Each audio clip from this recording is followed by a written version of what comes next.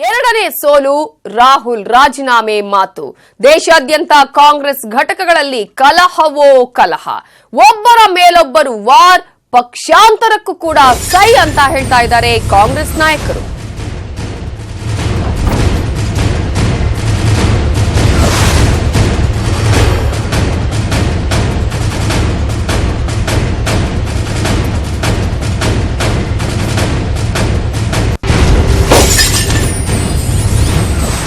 ಎರಡನೇ ಸೋಲು, ರಾಹುಲ್ ರಾಜೀನಾಮೆಯನ್ನ ಮಾತುಗಳನ್ನ ಕೂಡ ಆಡಿದ್ರು. ನಾನು ಎಐಸಿಸಿ ಅಧ್ಯಕ್ಷ ಸ್ಥಾನಕ್ಕೆ ರಾಜೀನಾಮೆಯನ್ನ ಕೊಡ್ತೀನಿ ಅಂತ ಹೇಳಿ ಈಗ ದೇಶಾದ್ಯಂತ ಕಾಂಗ್ರೆಸ್ ನಾಯಕರ ಕಲಹ ಜೋರಾಗ್ತಾ ಇದೆ. ಒಬ್ಬರ ಮೇಲೊಬ್ಬರು ವಾರ್ ಅನ್ನ ಮಾಡ್ತಾ ಇದ್ದಾರೆ. ಮತ್ತೊಂದ್ ಕಡೆ ಪಕ್ಷಾಂತರಕ್ಕೂ ಕೂಡ ಸೈ ಅಂತ ಹೇಳ್ತಾ ಇದ್ದಾರೆ. ಒಟ್ಟಾರೆ ಕೈ ಕಲಹ ಕೇವಲ ಕರ್ನಾಟಕದಲ್ಲಿ ಮಾತ್ರ ಆಗ್ತಾ ಇದೆ ಅಂದ್ಕೊಂಡ್ರೆ ಖಂಡಿತ ಅಲ್ಲ. ರಾಜಸ್ಥಾನ, ಮಹಾರಾಷ್ಟ್ರದಲ್ಲೂ ಕೂಡ ಕಾಂಗ್ರೆಸ್ನ ಒಂದು ಬಿರುಗಾಳಿ ಏಳಿದೆ. ಕಾಂಗ್ರೆಸ್ನಲ್ಲಿ ಮಧ್ಯಪ್ರದೇಶ, ಪಂಜಾಬ್ ಅಲ್ಲೂ ಕೂಡ ದಂಗಲ್ ನಡೆದಿದೆ. ಮೋದಿ ಕನಸು ಅದು ಕಾಂಗ್ರೆಸ್ಗರಿಂದಲೇ ನನಸಾಗುವಂತಹ ಚಾನ್ಸಸ್ ಇದೆಯಾ? ಕರ್ನಾಟಕ ಕಾಂಗ್ರೆಸ್ನಲ್ಲಿ ಈಗಾಗಲೇ ಡಿಚ್ಚಿ ಆಗ್ತಾ ಇರೋದನ್ನ ನಾವು ನೋಡ್ತಾ ಇದೀವಿ. ಕೈಯಾರೆ ಮಾಡ್ಕೋತಾ ಇದ್ದಾರೆ. ಕರ್ನಾಟಕ ಕಾಂಗ್ರೆಸ್ನಲ್ಲೂ ಕೂಡ ಹಿರಿಯರಿಂದಲೇ ಡಿಚ್ಚಿ. ರಾಮಲಿಂಗಾರೆಡ್ಡಿ, ರೋಷನ್ ಬೇಗ್ ನೇರವಾಗಿ ವಾಗ್ದಾಳಿ ಮಾಡಿದ್ದಾರೆ. ಜೊತೆಗೆ ಕಿರಿಯ ಶಾಸಕರು ಕೂಡ ಬಂಡಾಯದ ಬಾವುಟವನ್ನ ಹಾರಿಸಿದ್ದಾರೆ. ಅತ್ತ ಮಹಾರಾಷ್ಟ್ರದಲ್ಲೂ ಕೂಡ ಬಂಡಾಯದ ಬಾವುಟ ಈಗಾಗಲೇ ಎದ್ದಿದೆ. 8ರಿಂದ 10 ಶಾಸಕರು ಬಿಜೆಪಿ ಹಾರೋದಕ್ಕೆ ರೆಡಿ ಆಗಿದ್ದಾರೆ. ಮತ್ತೊಂದ್ ಕಡೆ ಹಿರಿಯ ಶಾಸಕ ವಿಖೆ ಪಾಟೀಲ್ ನೇತೃತ್ವದಲ್ಲಿ ಆಪರೇಷನ್ ಎಲ್ಲಾ ರೀತಿಯ ಸಿದ್ಧತೆಗಳನ್ನ ಕೂಡ ನಡೆಸಲಾಗ್ತಾ ಇದೆ. ರಾಜಸ್ಥಾನ ಕಾಂಗ್ರೆಸ್ ಅಲ್ಲೂ ಕೂಡ ಇದೇ ರೀತಿಯ ಸಿಚುವೇಶನ್. ಅಲ್ಲೂ ಕೂಡ ಕಾಂಗ್ರೆಸ್ನಲ್ಲಿ ಟಾಕ್ ವಾರದ್ದೇ ಅಬ್ಬರ. ಸಚಿನ್ ಪೈಲಟ್ ವಿರುದ್ಧ ಸಿಎಂ ಅಶೋಕ್ ಗೆಹ್ಲೋಟ್ ವಾರನ್ನ ಮಾಡ್ತಿದ್ದಾರೆ. ಮಗನ ಸೋಲಿಗೆ ಪೈಲಟೇ ಕಾರಣ ಅಂತ ನೇರ ವಾಗ್ದಾಳಿಯನ್ನ ಈಗ ಗೆಹ್ಲೋಟ್ ಮಾಡ್ತಾ ಇದ್ದು, ಮಧ್ಯಪ್ರದೇಶದ ಸಿಚುವೇಶನ್ ನೋಡಿದ್ರೆ ಅಲ್ಲಿ ಹಿರಿಯ ಕಿರಿಯರ ಮಧ್ಯೆ ವಾರ ಆಗ್ತಾ ಇದೆ. ಕಮಲ್ನಾಥ್ ಪುತ್ರನ ಸ್ಪರ್ಧೆಯಲ್ಲಿ ಸಿಂಧ್ಯಾ ಅಸಮಾಧಾನವನ್ನ ವ್ಯಕ್ತಪಡಿಸಿದ್ದಾರೆ. ಕಮಲ್ನಾಥ್ ಆಡಳಿತದ ಬಗ್ಗೆನೇ ಅಲ್ಲಿ ಸ್ವಪಕ್ಷೀಯರಲ್ಲೇ ಅಸಮಾಧಾನ ಕೂಡ ಇರೋದನ್ನ ನಾವು ಗಮನಿಸ್ತಾ ಇದ್ದೀವಿ. ಇದು ಮಧ್ಯಪ್ರದೇಶದಾದ್ರೆ ಪಂಜಾಬ್ ಕತೆ ನೋಡಿದ್ರೆ ಅಲ್ಲೂ ಕೂಡ ಎಲ್ಲವೂ ಸರಿ ಇಲ್ಲ ಕಾಂಗ್ರೆಸ್ನಲ್ಲಿ ಅನ್ನೋದು ಗೊತ್ತಾಗ್ತಾ ಇದೆ. ಲೋಕ ಫಲಿತಾಂಶದ ಮರುದಿನವೇ ಪಂಜಾಬ್ನಲ್ಲಿ ದೊಡ್ಡ ಮಟ್ಟದಲ್ಲಿ ಒಂದು ದಂಗಲ್ ಎದ್ದಿದ್ದನ್ನು ನಾವು ಗಮನಿಸಬಹುದು. ಅದು ಬಹಿರಂಗ ಕೂಡ ಆಗಿತ್ತು. ಅಲ್ಲಿ ಸಿಎಂ ಅಮರಿಂದರ್ ಸಿಂಗ್ ಮತ್ತು ಸಿದ್ದು ಜಟಾಪಟಿ ಎದ್ದು ಕಾಣ್ತಾ ಇರೋದನ್ನು ನಾವು ಗಮನಿಸಬಹುದು. ಸೊ ಪಂಜಾಬ್ನಲ್ಲೂ ಕೂಡ ಈ ಒಂದು ಕಾಂಗ್ರೆಸ್ನ ಕತೆ ಇದೇ ರೀತಿಯಾಗಿದೆ.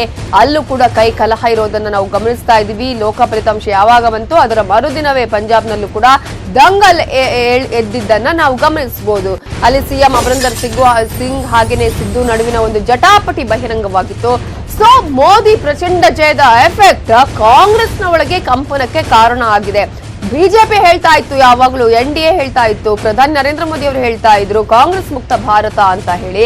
ಆ ಒಂದು ಮೋದಿ ಮತ್ತು ಅಮಿತ್ ಶಾ ಅವರ ಕನಸು ಕೇವಲ ಅದು ಬಿಜೆಪಿಯಿಂದ ನನಸಾಗಬೇಕಾಗಿಲ್ಲ, ಕಾಂಗ್ರೆಸ್ಗರಿಂದನೇ ಈ ಒಂದು ನನಸಾಗುವಂತಹ ಕೆಲಸ ಶುರುವಾಗಿದೆಯಾ? ಕಾಂಗ್ರೆಸ್ನವರೇ ಈ ಒಂದು ಕೆಲಸವನ್ನ ನನಸು ಮಾಡುವಂತಹ ನಿಟ್ಟಿನಲ್ಲಿ ಕೆಲಸ ಮಾಡ್ತಾ ಇದ್ದಾರಾ ಅನ್ನುವಂತಹ ಅನುಮಾನಗಳು. ಯಾಕಂದ್ರೆ ಎಲ್ಲೆಲ್ಲಿ ಕಾಂಗ್ರೆಸ್ ಪ್ರಬಲವಾಗಿದೆ ಅಥವಾ ಎಲ್ಲೆಲ್ಲಿ ಕಾಂಗ್ರೆಸ್ ಈಗಾಗಲೇ ಆಡಳಿತದಲ್ಲಿದೆ ಅಲ್ಲೂ ಕೂಡ ದಂಗಲ್ ಎದ್ದಿರೋದನ್ನ ನಾವು ಗಮನಿಸ್ತಾ ಇದ್ವಿ. ಕರ್ನಾಟಕ, ರಾಜಸ್ಥಾನ, ಮಹಾರಾಷ್ಟ್ರ, ಮತ್ತೊಂದ್ ಕಡೆ ಮಧ್ಯಪ್ರದೇಶ, ಇನ್ನೊಂದ್ ಕಡೆ ರಾಜಸ್ಥಾನ, ಹೀಗೆ ಎಲ್ಲಾ ಕಡೆ ಕೈ ನಾಯಕರು, ಹಿರಿಯರು, ಕಿರಿಯರು ಅಂತ ಹೇಳಿ ಅಸಮಾಧಾನವನ್ನು ಹೊರ ಹಾಕ್ತಾ ಇದ್ದಾರೆ. ಸಿಎಂಗಳ ವಿರುದ್ಧ ಅಸಮಾಧಾನವನ್ನು ಹೊರ ಹಾಕ್ತಾ ಇದ್ದಾರೆ.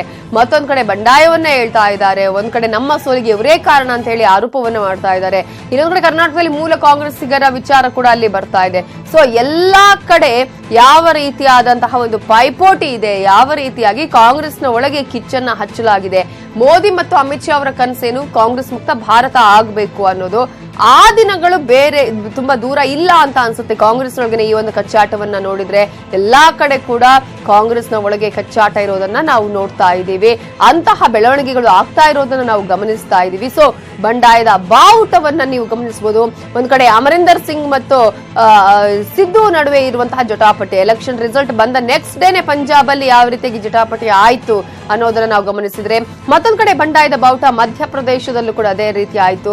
ಕಮಲ್ನಾಥ್ ಅವರ ವಿರುದ್ಧನೇ ಅಲ್ಲಿನ ನಾಯಕರು, ಸಿಎಂ ವಿರುದ್ಧನೇ ಅಲ್ಲಿನ ನಾಯಕರುಗಳು ಕೂಡ ಸಾಕಷ್ಟು ಬಹಿರಂಗವಾಗಿ ಆರೋಪವನ್ನ ಮಾಡಿದ್ದನ್ನು ನಾವು ಗಮನಿಸ್ತಿದ್ವಿ. ಇನ್ನೊಂದು ಕಡೆ ನೀವು ಗಮನಿಸ್ತಾ ಇದ್ದೀರಾ, ಕರ್ನಾಟಕದ ಚಿತ್ರಣವನ್ನ ನೋಡ್ತಾ ಇದ್ದೀರಾ. ಕರ್ನಾಟಕದಲ್ಲಿ ಏನ್ ಆಗ್ತಾ ಇದೆ, ಈ ಒಂದು ಎಲೆಕ್ಷನ್ ಬೇಕು ಅಂತ ಇಲ್ಲ, ಲೋಕಸಭೆ ಎಲೆಕ್ಷನ್ ಬೇಕು ಅಂತ ಇಲ್ಲ, ಅದರ ಹಿಂದಿನಿಂದಲೇ ಕೂಡ ಎಷ್ಟು ಎಷ್ಟು ಒಂದು ಬೆಳವಣಿಗೆಗಳು ಆಯ್ತು ಕರ್ನಾಟಕ ಕಾಂಗ್ರೆಸ್ನ ಒಳಗಡೆ. ಈಗ ಹಿರಿಯ ನಾಯಕರು ಅಸಮಾಧಾನವನ್ನು ಹೊರ ಹಾಕ್ತಾ ಇದ್ದಾರೆ. ಸಮೀಕ್ಷೆಗಳು ಬಂದ ನಂತರ ಅಸಮಾಧಾನ ಹೊರಬಿತ್ತು, ರಿಸಲ್ಟ್ ಬಂದ ನಂತರ ಮತ್ತೆ ಅಸಮಾಧಾನಗಳು ಬರ್ತಾ ಇದೆ, ಅತೃಪ್ತರು ಒಂದಷ್ಟು ಬಣಗಳಾಗ್ತಾ ಇದೆ. ಅದರಲ್ಲೂ ಕೂಡ ಈಗ ಹಿರಿಯ ಮುಖಂಡರಾಗಿರುವಂತಹ ರೋಷನ್ ಬೇಗ್ ಆಗಿರ್ಬೋದು, ರಾಮಲಿಂಗಾರೆಡ್ಡಿ ಅವರು ನೇರವಾಗಿ ತಮ್ಮ ಅಸಮಾಧಾನವನ್ನು ಹೊರ ಹಾಕ್ತಿದ್ದಾರೆ. ಹಾಗಾದ್ರೆ ಕಾಂಗ್ರೆಸ್ನ ಕತೆ ಏನು? ಕೇವಲ ಕರ್ನಾಟಕ ಮಾತ್ರ ಅಲ್ಲ, ಬೇರೆ ಬೇರೆ ರಾಜ್ಯಗಳ ಪರಿಸ್ಥಿತಿಯನ್ನು ಕೂಡ ನಿಮ್ಮ ಮುಂದೆ ಇಟ್ಟಿದ್ದೀವಿ.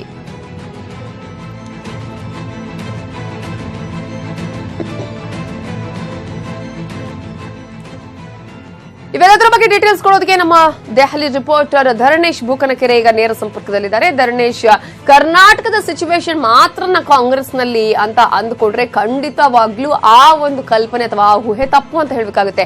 ಎಲ್ಲೆಲ್ಲಿ ಕಾಂಗ್ರೆಸ್ನ ಒಂದು ವಾತಾವರಣ ಇದೆ, ಅಥವಾ ರಾಜಸ್ಥಾನ ಆಗಿರ್ಬೋದು, ಮಧ್ಯಪ್ರದೇಶದಲ್ಲಿ ಆಗಿರ್ಬೋದು, ಎಲ್ಲೇ ಆಡಳಿತ ಅಲ್ಲೂ ಕೂಡ ಇಂತಹ ದಂಗಲ್ ಎದ್ದಿರೋದು. ಸೊ ಮೋದಿ ಅಮಿತ್ ಶಾ ಅವರಿಗೆ ಕಷ್ಟ ಇಲ್ಲ ಅಂತ ಅನ್ಸುತ್ತೆ ಹಾಗಾದ್ರೆ ಅವರ ಕನಸನ್ನ ಅನ್ಸ್ ಮಾಡ್ಕೊಳ್ಳೋದಿಕ್ಕೆ.